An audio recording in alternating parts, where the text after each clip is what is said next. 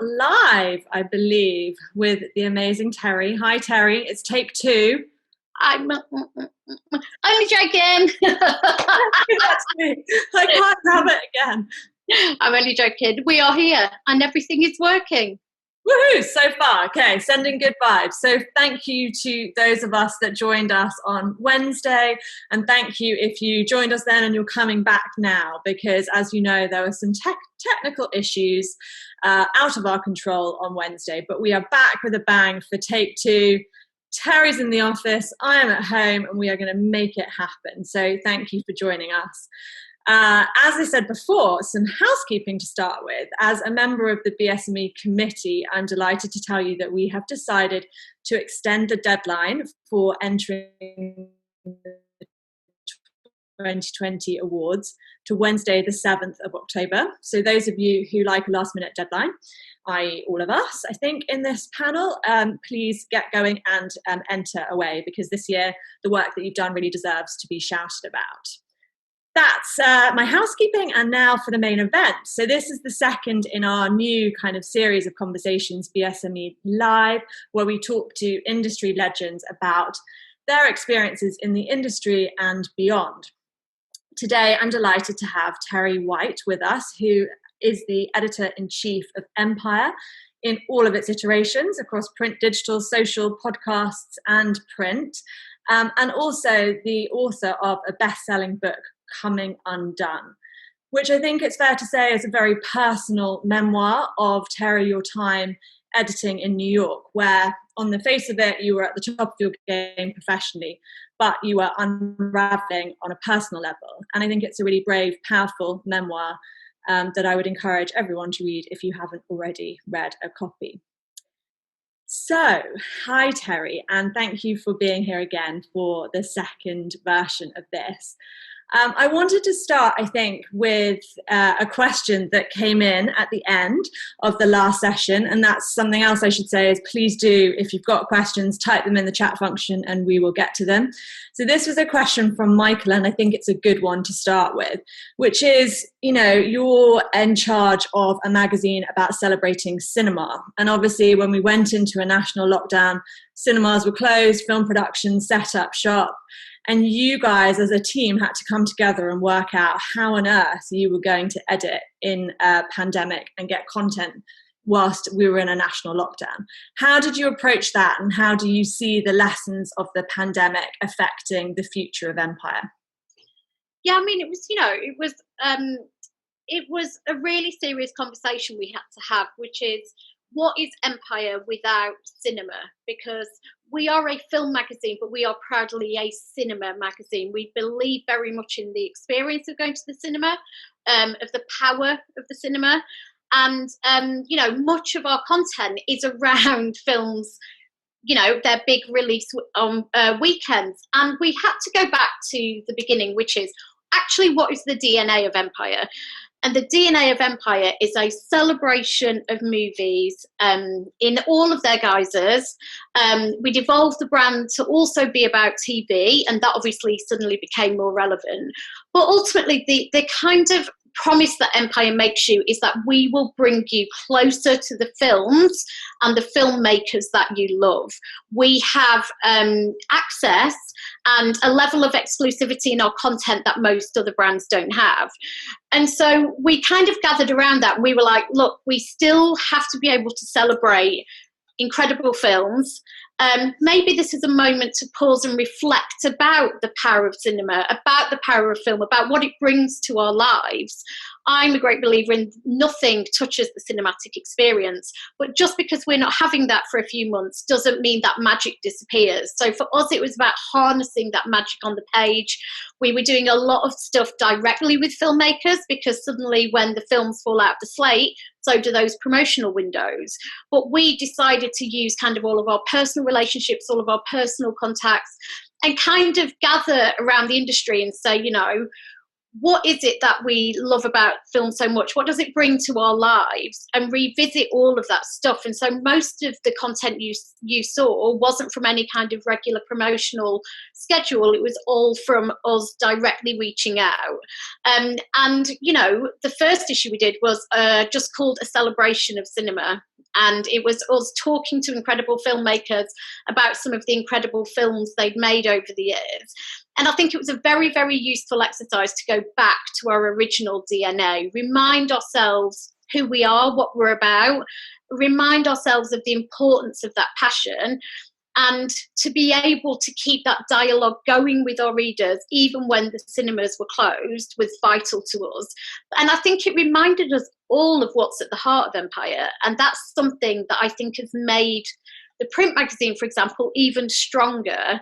And I think the ability to come through a period where there's barely any new films being released and there's no pictures to watch them in the first place, I think has really proven the loyalty of our audience, the ingenuity of my incredible team, and our willingness in a way we haven't done before to engage with what's happening in the real world, which normally Empire is your escape, film is your escape half the time.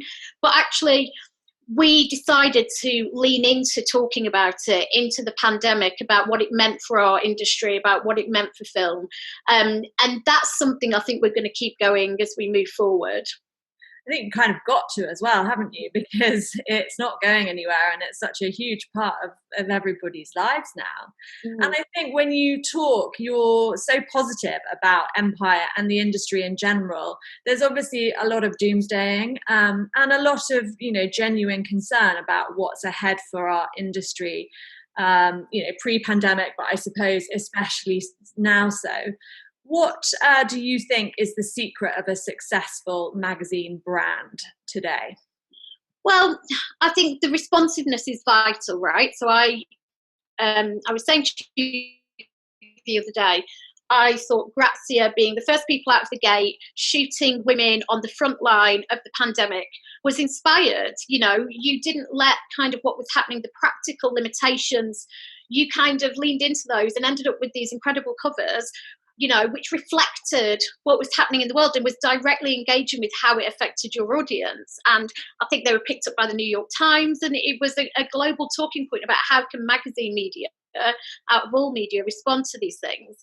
And I think for us, it's made us much more aware of being responsive, of keeping that dialogue going, and also making sure you have a proper relationship between all of your products and platforms. So we knew retail space was obviously going to stop for a while. We knew shops were closing, which meant less people going out and physically buying the magazine. People, you know, being limited to how many times they went to the supermarket. Is the magazine a priority in that instance? So it made us really think about how we get them the digital edition and how we're speaking to them on the website. And, you know, my dream is always that Empire is a one-stop shop for anybody who loves film. So you should be able to get all of your film needs met and all of your information and entertainment needs met through Empire as a brand. But I think it made everybody stop and go, actually, do we put more focus on this platform? So do we pivot to much more of a digital strategy, which we did. We really communicated a lot via digital, whether it was lists of the best telly to watch when you're stuck in the house or the best, you know, disaster movies, to how we're talking to them on social. And what about the podcast? How important does the podcast, which is a very intimate medium, become in a time like this? So I think that the brands, magazine brands that have come out of this best have really kind of worked out where to put their focus during the pandemic, what to take the foot off, what to kind of accelerate, and just made sure that each and every brand, each and every product and platform, actually all do the same thing, because, you know, the DNA of Empire should be in each and every place that you interact with it and engage with it. And I think that's a really interesting, when you talk about the user journey and almost following your audience around and engaging with them in the same way on each platform. And I think you said on Wednesday, which I loved as a phrase, you know, you expect if you drink a Diet Coke in the US or in the UK, it should taste the same and it should have that same spirit, which I think is a really kind of powerful metaphor. And I wanted to talk to you a bit more about the podcast, because I know, you know, from conversations I've had with you previously, that was very much a sort of passion project of you and your team. And you guys worked really hard to get it off the ground, and it's now hugely successful. So why do you think podcast is so important for you as part of your brand? And what have you learned about doing the podcast versus, say, editing a monthly? So I think, and I should say, the credit for the podcast goes to Chris Hewitt, who started it kind of without really telling anyone about 7 or 8 years ago. I don't think he checked with anyone whether he could do it. He just started doing one. He's a massive kind of fan of podcasts. He's a great broadcaster. And out of that came the main Empire show, which is always recorded on a Thursday, goes out on a Friday. And now we have the Spoiler Special podcast, which was kind of a spin-off because, spoilers are a big thing in film culture. So you obviously normally never do spoilers in any way whatsoever if you don't want people to chase you down the street with, burning bits of wood. But then actually having a space where you can talk about every single detail of a film, we realised that could be its own conversation. So now we actually have 3 podcast brands. We have the Pilot TV podcast, which is obviously the TV show. Then we've got the Empire main episode, and then we've got the Empire Spoiler Special. At the moment, we have got people subscribing to the Spoiler Special, so that's become an interesting new revenue stream. But the thing about podcasts is the intimacy you can get between you and your audience. There is nothing more intimate than somebody talking directly into your ear. And I think the podcast at its very best is the Empire tone and spirit come to life. It's 4 members of staff normally arguing in a tiny room about films. One incredibly famous guest, sometimes more. We've had Steven Spielberg on there. It's really kind of the big name directors you get everywhere else in Empire. And that relationship we have with our podcast audience is really special. We do the London Podcast Festival every year. People pay to come and see us. We did a podcast tour last year, which we sold out all over the country. And, for me, the spirit and warmth and intimacy of that relationship is in some respects quite similar to the print magazine, because that's how I feel we sit with our print audience.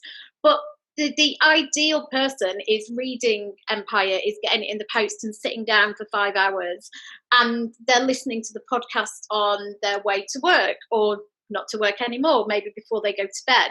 They're complementary, and so for us, all of those touch points should be being used to get the kind of full experience out of Empire. But the podcast growth has been really exciting and really encouraging, and has definitely helped our brand reach massively. So I guess I didn't even know there were 3. So that's amazing. Congratulations to you guys. And I suppose the lesson that we can all take from that is sometimes just do it. Just don't necessarily ask for permission, but just get on with it and try something and see if it flies, and iterate as you go along. Yes, yeah, definitely. And I think, periods like this are when we can actually take the most risks. Weirdly, I think when things are really difficult, there's more room for risk taking, and it actually, I think, spurs you to be a little bit bolder and a little bit braver. And we ended up in a great place with the podcast where it's often sponsored. This is the main Empire podcast, and as I say, we've got the subscription set up with the spoiler one. But there were a few years where it wasn't monetized in the way that we wanted. But we felt like if we put the kind of resource and the effort and the love into it and built something that the audience couldn't do without, then that would in turn then bring its own kind of monetization, which it has. But, I think we have to, in this industry, especially at the moment, we have to be prepared to iterate. We have to be prepared to be as reactive as possible, and be conscious that not everything may fly. But actually, if we keep pushing and we keep innovating, then, our future of magazine brands will be ever more brighter, because I think if we stick doing what we've done in the way we've always done it, you might kind of slow down, decline, but you're never, ever going to get into growth. And I think what we're all looking at is different ways you can grow our brands through both reach, but also through revenue. Yeah, and I think, again, you make a really good point about the current climate where, all the bets are off, aren't they? And everything's sort of up for grabs in a scary way, but also, as you say, a liberating way. And I've got loads of questions already coming in about your career to date and Empire covers, but I'm going to hold them for a minute, encourage people to keep asking them in the chat, and talk to you first a little bit about your book, which, as I said before, is very personal, and really, really brave, I think, for you to talk so openly and honestly about your mental health issues. And I think, a lot of journalists out there think, oh, I've kind of got a book. I've got a book idea. I think I could make a book happen. What would you tell people, having kind of gone through that process now of getting a book deal, writing it and having it out in this world, having its own kind of journey and its life? What would you tell people who think they have a book idea in them about that process? I mean, the one thing I learned was just to write the bloody thing. So I had two people in my life who told me that. I obviously, what I went through in New York, most people didn't know. I had serious mental health problems, was abusing alcohol and prescription pills and self-harming, and I was in a really kind of dark place just as my career was at its complete height. So I was really high functioning over here and achieving loads, and we won awards. I was editing Time Out New York, and I'd just been given Time Out Chicago to look after as well, and things were really flying for me professionally, and I was having such a difficult time, and I ended up in a psychiatric ward in New York. So when I moved back to London, I knew I had this story, and I knew that it was a kind of story that could become a book. And I was backwards and forwards on it, thinking, will I get fired? Because who wants a quote unquote crazy editor running one of their massive brands? If I don't get fired, will people just judge me differently? Will people not trust me as an editor? Will they think I'm unstable? And I was back and forwards on whether I should write it. And then I'd write a bit, and then I'd literally get terrified, throw it in a drawer and shut the drawer, and then put things against the drawer so I couldn't get to the pages. And a couple of friends just said to me, just write the thing and see what happens. Don't worry, because I was getting kind of 3-4 steps ahead of what the consequences might be. And I knew it was something that I needed to write. It was a book that I needed to get out of me, kind of like an exorcism. And I'm just so glad I did. But just powering through and writing it was the most valuable thing for me, and not worrying too much about the kind of next steps, whether that's kind of the response to it or how people might feel about it, or if it causes a conflict with your job. Just write the thing. And the other thing I think is to get an agent who you really trust. So my agent was a publicist at Faber and Faber for 20 years. She set up her own agency, and a lot of people were telling me to go with these kind of big flashy agencies, and I'd known her for years, really trusted her. She totally got my story. She totally got the book I wanted to write. And she's been incredible. And, she's helped me get a TV adaptation deal for the book. And she's been brilliant. And I'm so glad I just went for kind of the person who I thought was really clever, really cool, and really funny. And I thought, and I trust her implicitly. And you got her. It sounds like you had a really good relationship with her. Yeah. And I can totally appreciate your concerns about kind of the fallout from the book professionally and personally, I guess. But it's obviously been incredible. I mean, a bestseller, as you say, a TV adaptation. And I think, an amazing response from the industry too, about the bravery of talking about, mental health issues that I think we've broken the taboo around. And there's been so much more open discussion about it over the last few years. But still, we're still not really there in a way that we should be. What surprised you pleasantly, I suppose, about the kind of reaction to the book? I mean, in that nobody really has treated me differently. So people have said, oh God, I would never have known. I would never have guessed. You seemed fine. And, that's because I worked really hard to keep it a secret. When I was feeling unwell, I would go out of my way to appear as normal as possible. When I was in hospital in New York, my deputy editor knew, because I felt like I deserved to tell her what was happening so she could kind of help cover for me, really. But I didn't want anyone else to find out. And I was convinced that I would probably get fired and that people would think twice about hiring me. And I have to say, like, I haven't felt at any point like anyone has treated me differently. And I do think the last 5 to 6 years especially, the strides made in transparency around mental health in the workplace, including magazine publishers, has been massive. Because when I was in New York, I definitely didn't feel like I could speak to my bosses about how unwell I was at all.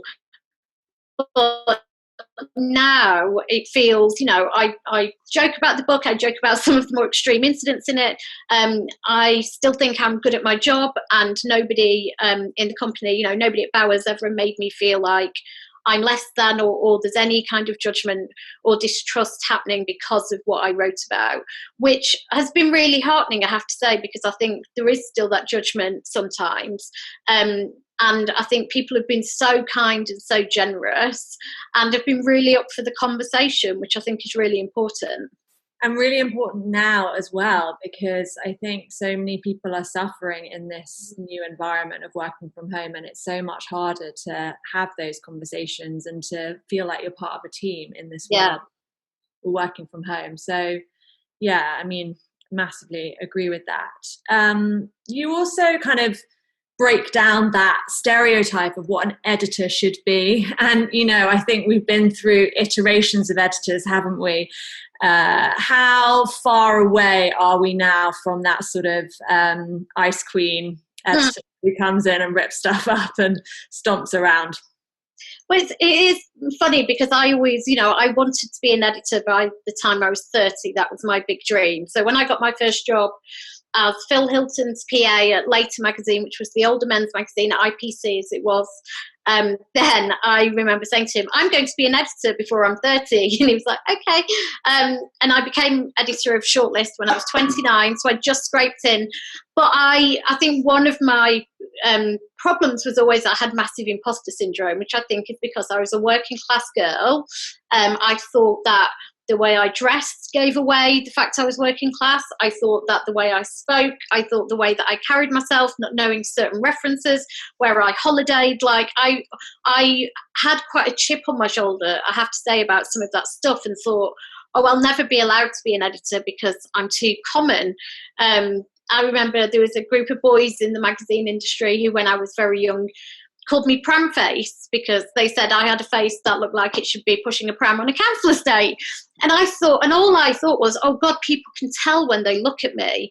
And, there are things you have to do as an editor, as you know, going out to meet clients, going to ad agencies.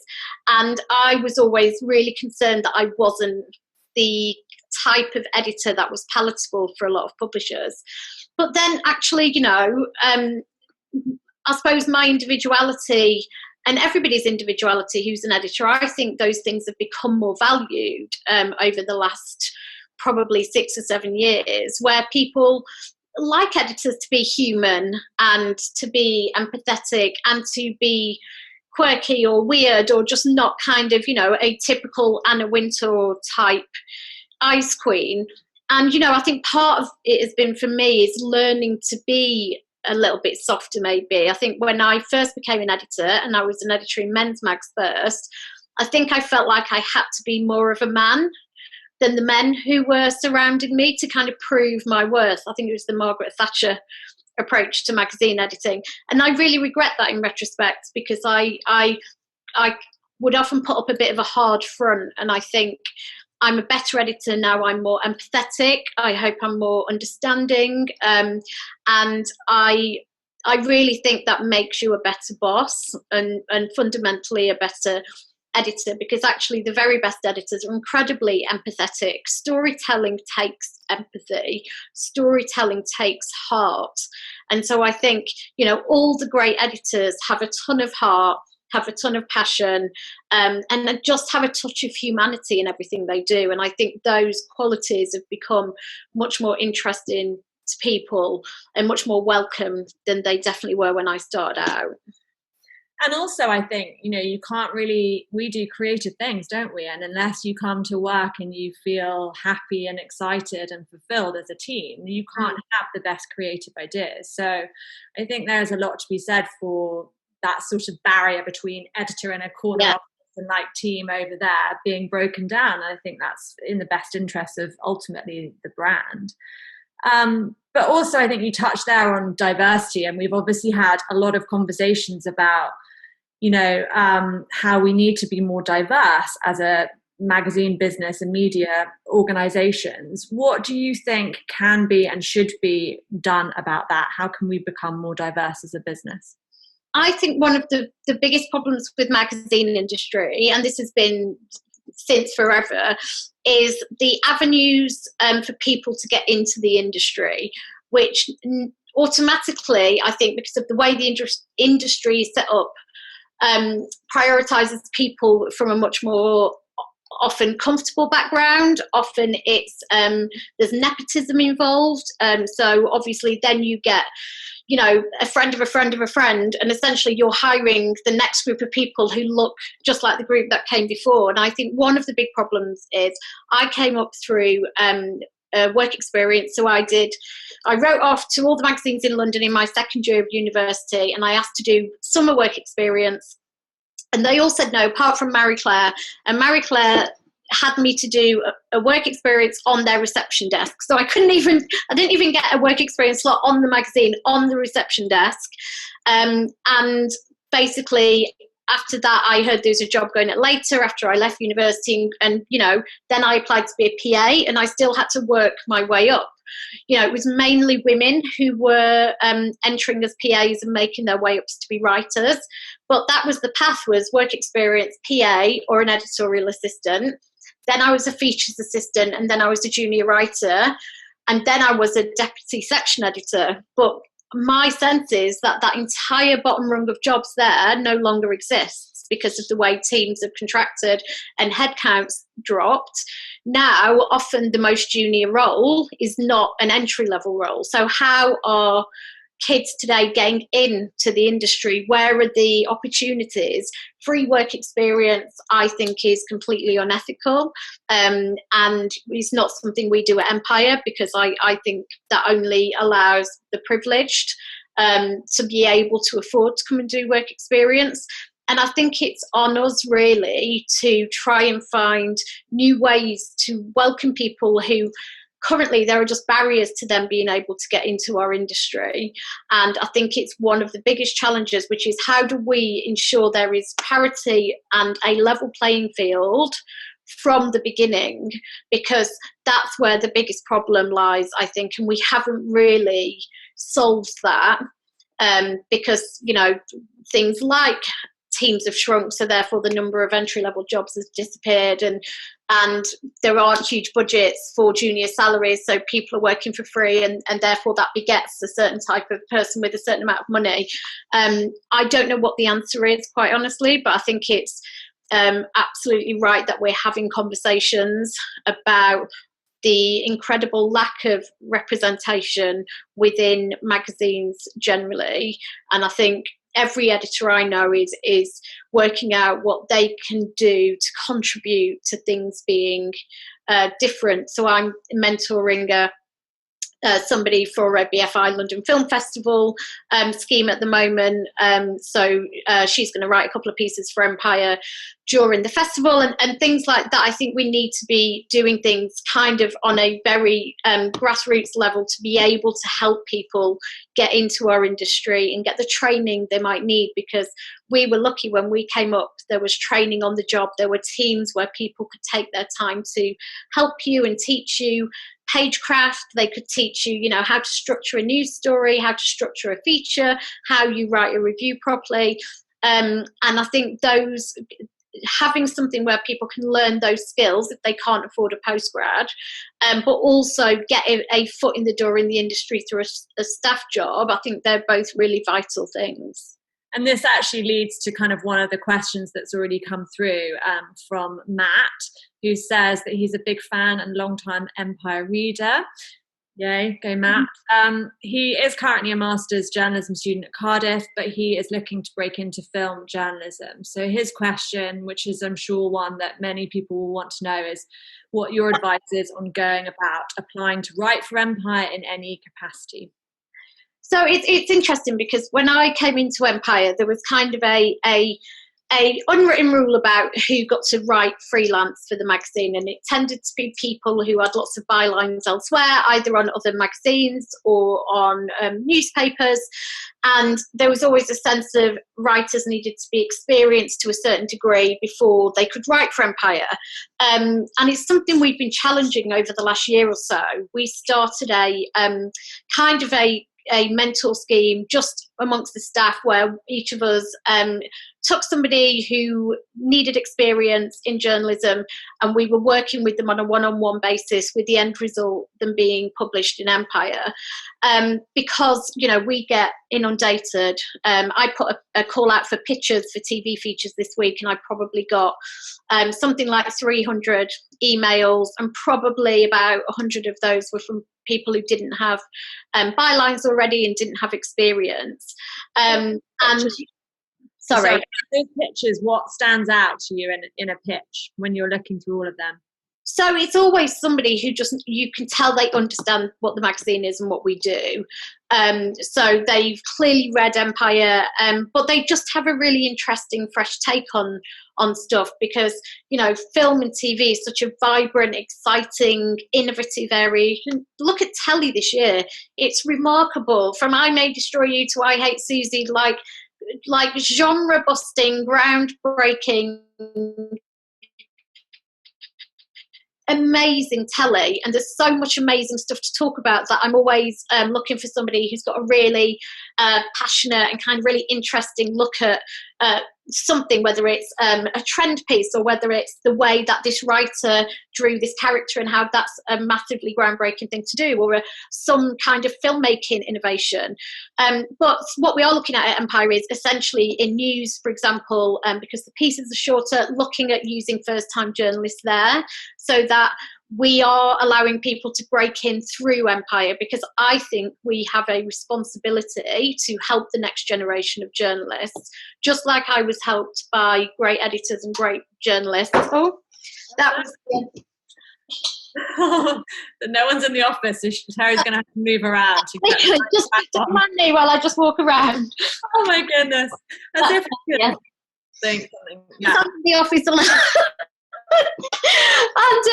so we are looking at places in the magazine and online where people with no experience can get a bit of publishing experience. We pay them as usual. A lot of people write to me and offer to write for free, and I always say, do not do that, whatever you do. We don't commission. That's not our priority when we're commissioning. We want to commission great writers and pay them fairly. And you're undermining your own work and your own worth, but you're also kind of not helping the wider freelance community if you offer to write for free. And nobody worth their salt should let you write for free either, is what I would definitely... At the risk of kind of making you give out your email address and getting another 300 emails, if someone wants to be considered to write in that news section, how do they go about doing that? Well, so the news editor is John Nugent. I put my email on Twitter all the time, so we're all just first name at empiremagazine.com.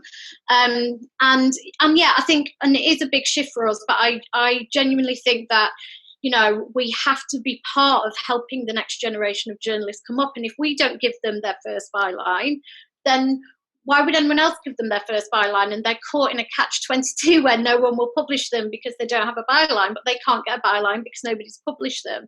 Yeah. So I think we're trying to look at we're not the biggest team, there's only 10 of us, but how can we kind of send the lift back down for the people and be part of training the next generation of film journalists? Couldn't agree more. And also we've just launched a sort of new educational strand within the BSME where we're trying to tackle some of those issues around diversity and, as you say, getting people their first byline. So if anyone who is watching wants more information on that, then do email the BSME and we can help if we can. Okay, a very practical question now, but a good one. What's your favourite cover that you have ever done? It's like asking you to choose your favourite baby, I know. That is literally like asking me to choose my favourite child. Trying to think what would be the favourite I've ever done. I mean, this one, and it isn't my favourite, but this is our current issue. This is very special to me because it's Chadwick Boseman tribute issue, the first tribute cover in Empire's 31-year history, because we were so moved and devastated by the news of his death and his contribution to film. You know, what he contributed in less than a decade. Some actors go an entire career without managing to make A, that body of work, or B, that connection with an audience. So that, because for me, the covers with an emotional connection are really where the magic happens. People buy with their hearts, people don't buy with their heads. You know, it doesn't matter if they're subscribing, it doesn't matter if they're on the newsstand. It's all about how you make them feel. And that's what an amazing cover does for me. We did one at Time Out New York, which was for, it was an anxiety issue, you know, because everyone just thought all you do at Time Out is go, here's the 50 great restaurants. But for me, Time Out is best, is a reflection of the city itself and all the quirks and all the bad bits as well as the good bits. And we did an anxiety. Are you in New York because you're anxious, or are you anxious because you're a New Yorker, was the cover line. And we did it in this really intense, and we had it illustrated in this weird kind of Vertigo-esque style. And when I picked it up, I got kind of palpitations. And I think a really effective cover is visceral and moves you and makes you feel something. And there's an emotional connection there. So that anger one was, anxiety one, sorry, was probably one of my favourites as well. I want to go and look that up now, which is also a very good sign of a good cover. And you're so good at talking in headlines, Terri. Like, people buy with their heart, not their head. But another question has come in. What's your least favourite cover then? Is there one you look back on and think, oh, not sure about that? Oh, yeah. We there was, again, at Time Out New York, we were doing a thing on beer. And, you know, the part of the challenge was you would do beer quite a lot, and the best beer bars and the best pints. That comes up quite a lot when your magazine is about food and drink. And we didn't just want to put another kind of glass of beer on the cover. And me and Chris Deacon, who was the creative director then, we'd worked together on Shortlist, and we loved doing concept covers, and we'd kind of really push each other into unusual places. And we ended up with a spillage of red wine on a completely white cover, and it just said, "Sorry, beer." And I can't remember what it even meant. You know, when you have an idea and you're like, this is genius. I'm not sure I get it, but it's genius. No, you don't get it because it's rubbish. But you're like, no, it's genius. No, it's not. And that was one of those, somebody in the process should have gone, guys, I don't actually think it makes any sense. And that's the thing with concept covers, you know, the beauty of working on Time Out and Shortlist, which were free covers and they were like posters. The creative and artistic freedom you have is extraordinary, but also sometimes you lose sight of what the job of the cover is, because you get a little bit too involved in making something that you think is going to look quite cool on social media next week. Okay, so always ask a friend about a cover before it goes out. And this is another practical question. It's a long one. So from Jack, how do new brands or writers balance building a following and building healthy relationships with studios and labels? Do you have to choose between covering things that you probably know you will like, therefore befriending a network of gatekeepers, and sending yourselves to cover things without accreditation and hoping people respond to that? I don't know quite what I can talk a little bit. I'm not sure what the question itself is asking, especially the latter bit, but I can talk a little bit about how we balance it with studios. Yeah. The studio relationship is interesting. So people presume we're either paid for reviews, which is an interesting one, or that we somehow have to give the studios all positive reviews because we rely on their films for content. Neither of which are true. So, you know, the Empire brand is built on trust and authenticity and integrity. So the audience, we know for a fact that we have a direct impact on box office. So if we say, go and see this film, it's 5 stars, that will have an impact on box office. We know that for a fact. However, if we don't like it, that will also mean somebody will change their mind about going to see it. And it's not something we take lightly at all. So obviously we have a very kind of long-standing relationship with all the studios by the nature of us being a film magazine. But, we have certain rules to make sure there's no conflict. So if somebody's friends with the filmmaker, as they often are, because they've been in the industry for years, they're not allowed to review that film. They have to declare the conflict. Whoever writes the editorial pieces, as in the news stories and the features, that person then can't also write the review. We try and fit the person with the genre. So I'd never get somebody who hates horror to, review The Haunting of Hill House in 2018. That would never have happened. And then if it's a 1-star or a 5-star, I try and see it personally to make sure we're right. And we try and at least double review. So at least 2 people see everything to make sure we're in the right zone.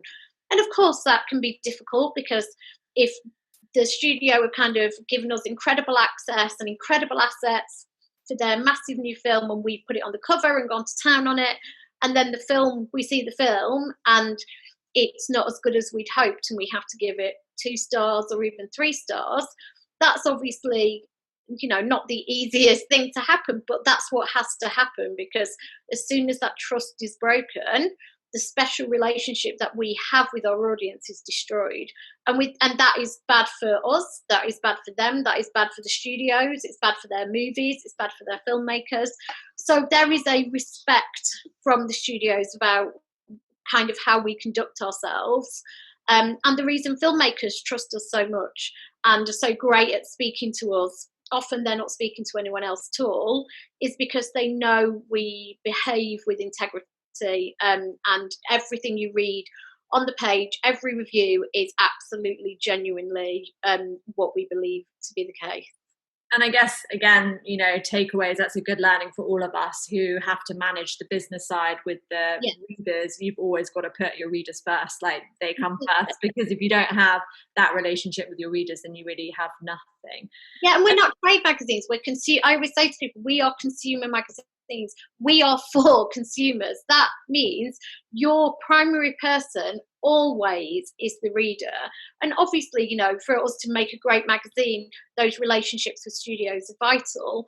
But we're not a B2B magazine. We're not a magazine bought by the studio. So I think it's always remembering that they're the person that matters the most. And every single decision you make, however big, however small, all comes back to that person. And if you're ever confused about what to do or feeling really torn, you just narrow everything down to how that person will feel or react, and your answer is always there. Yeah, and I love this question, Jacob. Do you miss Terri writing in your day-to-day work as an editor? What made you want to be an editor in the first place, and what qualities do you think separate being an editor versus being a writer? It's interesting because there is such a difference between being a writer and an editor. And I love writing, I love editing, and I'm kind of lucky at Empire in that I get to do both. So all the staff contribute in terms of writing. So I did an interview this week and I filed copy at about 7 o'clock this morning for that one. I interviewed Claire Denis, the French director for the new issue. I interviewed Francis Lee about closing LFF. So I normally do a couple of reviews and a feature or a spread per issue, which is great because at other magazines where it's been kind of much more demanding, usually a weekly, then there's very little time to write and you're just getting the pages done.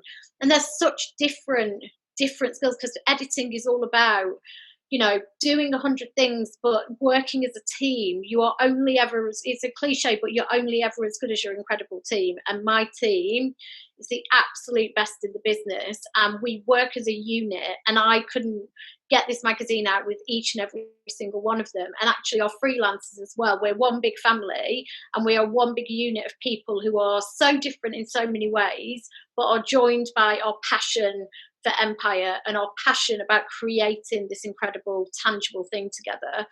And then writing, I love the kind of insular nature of it. I love that it's something that is mine and that I don't share with anyone and I do completely alone. And by myself, when I wrote the book, I didn't show it to anybody. I didn't ask anyone for feedback. I just wrote it and sent it straight to the editor. And I think the difference between the two is, I think that for me, they're two different sides of my character and my personality. But there is often a moment in your career when you have to decide, am I going to be a writer or am I going to be an editor? So the further you go up, this is broadly speaking, the further you go up in terms of editorial, the further you get away from writing and the closer you get to being an editor. And one of the difficulties is that a lot of people find it hard to make a proper living out of writing unless you've got a column at a broadsheet or a column at a big magazine. And, you know, if you're lucky, you can get a job that allows you to do both, because I have to say, being still writing, I think makes me a better editor. Still wrangling with words myself, kind of being knee deep in something and having to think about structure and storytelling and pace and rhythm and all of those things, I think makes me a better editor of other people's copy, for sure. Yeah, I think you're definitely right about kind of, I think people thinking about the role that they take on, and is it going to take away, they might be progressing up the career ladder, but is it going to take away part of what they love about their job in the first place, which is writing? I think sometimes we don't all think about that enough.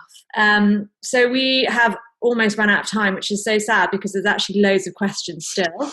But we can probably do one more question, I think, Terri. And I want to hopefully, oh, you've frozen a bit. Is she? Okay, I'm going to ask the question and hope she can hear me. Hopefully makes a good, inspiring end. It's from Michelle.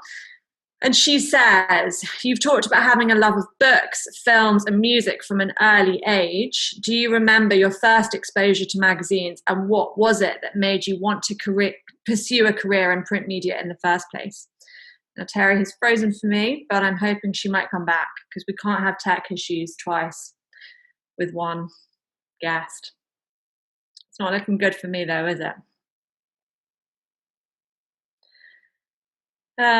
Can someone help me out and put in the chat whether it's just me that Terri is frozen for, or whether it's everyone? Oh, she's gone now. Also frozen here too. Thanks, Joshua. Okay, in that case, I might wait for 1 minute and see if Terri suddenly miraculously appears back on our screens. If not, we will probably have to leave it there and say thank you so much to everyone for their questions.